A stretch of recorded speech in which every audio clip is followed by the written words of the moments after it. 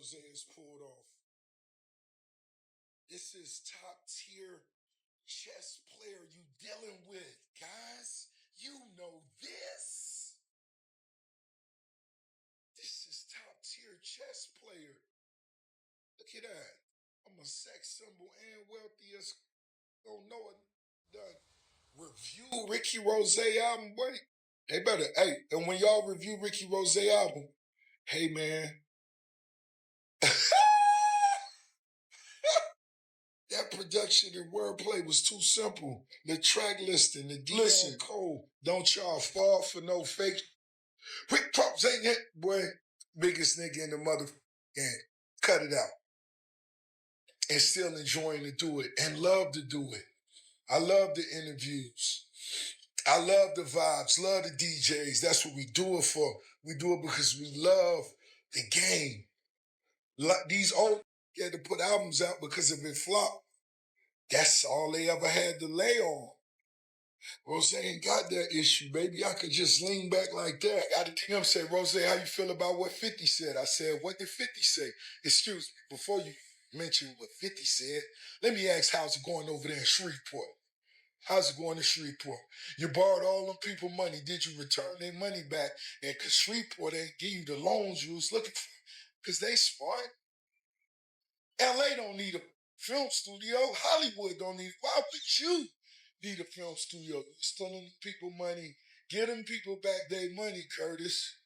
Now, back to the album. All right, everybody. Welcome back. You're locked in with another episode, and we've got some fresh drama that just exploded. Stay tuned because this one moved fast. I had to jump on here immediately. You won't believe how quickly this escalated. 50 Cent has already fired back after Rick Ross took shots at him earlier today. And instead of letting it slide, he answered with not one, but two separate posts that have everyone talking. Looking good for the rapper Rick Ross, as he has just announced a recent world tour with him struggling to sell any tickets. Now, as you can see right here, this is how one of his venues are looking for a show happening in Miami, Florida, with him barely selling out any tickets and all the green dots indicating seats that haven't been purchased yet. And Rick Ross and his team look to be so desperate to the point that now they're literally offering discounts for any type of seat, with them offering a buy one get 50% off. And with this now occurring to Rick Ross, a lot of people are thinking that the reason as to why he is falling off so bad is because he has been dissing Drake nonstop. For example, in a recent interview, he literally called out Drake and said that his brand new album, Iceman. 50 Cent didn't hold back either. In one caption, he mocked Rick Ross by writing that the boat sank, claimed the album flopped, and laughed that nobody was paying attention to it anyway. Then he doubled down on another post, saying Ross had managed to fool people for a while, but that run was officially over, pointing to nearly 20 featured appearances that supposedly failed to crack 10,000 sales. And honestly, if you followed these two over the years, you already know this rivalry refuses to die. Their back and forth has been going strong for nearly 17 years, sometimes disappearing for months and other times exploding several times within a single year. Lately, though, the tension has definitely been building because Ross kept throwing subtle shots while 50 stayed unusually quiet. Normally, 50 fires back almost immediately, even when the conversation shifts toward baby mama drama, but this time he held his response longer than expected. That changed after Ross appeared in an interview with Dion Cole, where a discussion about Drake suddenly turned into a joke aimed at 50, with Ross cracking wise about that boy 50K dressed and keeping the jokes rolling. Hey, what you think about that nigga baby mama? What's her name? You know, the Chinese girl. Yeah, I met her. I did too. I met you.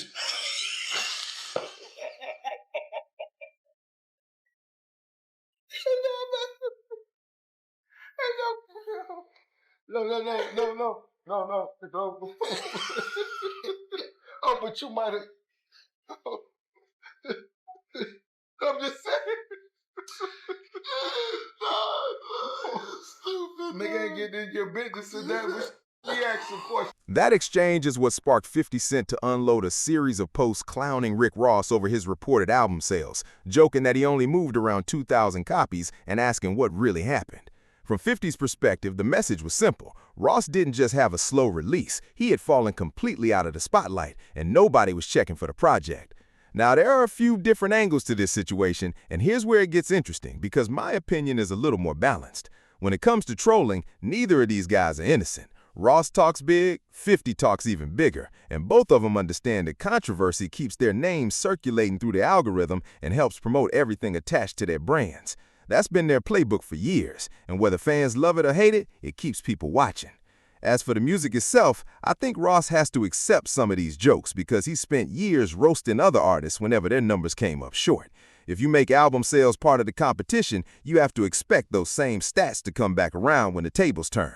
That being said, low sales don't automatically mean the music is bad. There are plenty of artists with incredible catalogs who never put up blockbuster numbers, and that's just the reality of today's rap business. Unless you're backed by a major label with a full promotional campaign, multiple singles, and a serious marketing budget, it's incredibly difficult to cut through the noise unless you're already one of the elite names in the industry.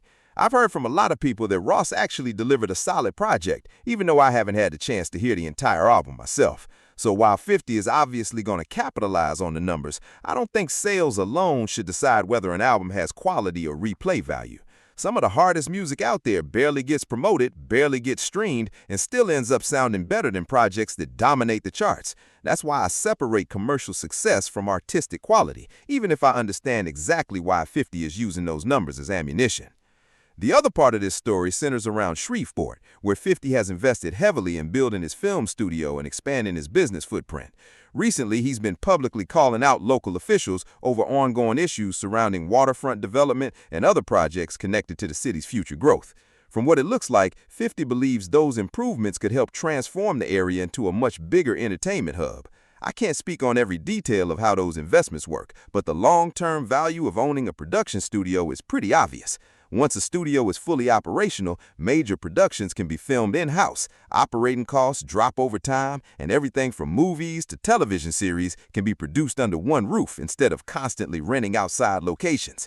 That's why this investment appears to be much bigger than just one building. It could become the foundation for years of future projects. As for the dispute itself, Ross questioned whether 50 actually has the money to pull everything off, basically challenging him to prove it instead of making promises. Whether Ross is right or wrong, we all saw what happened next, because 50 wasted no time firing Dak once again. At this point, that's simply how these two operate, and after nearly 2 decades of trading shots, nobody should be surprised anymore.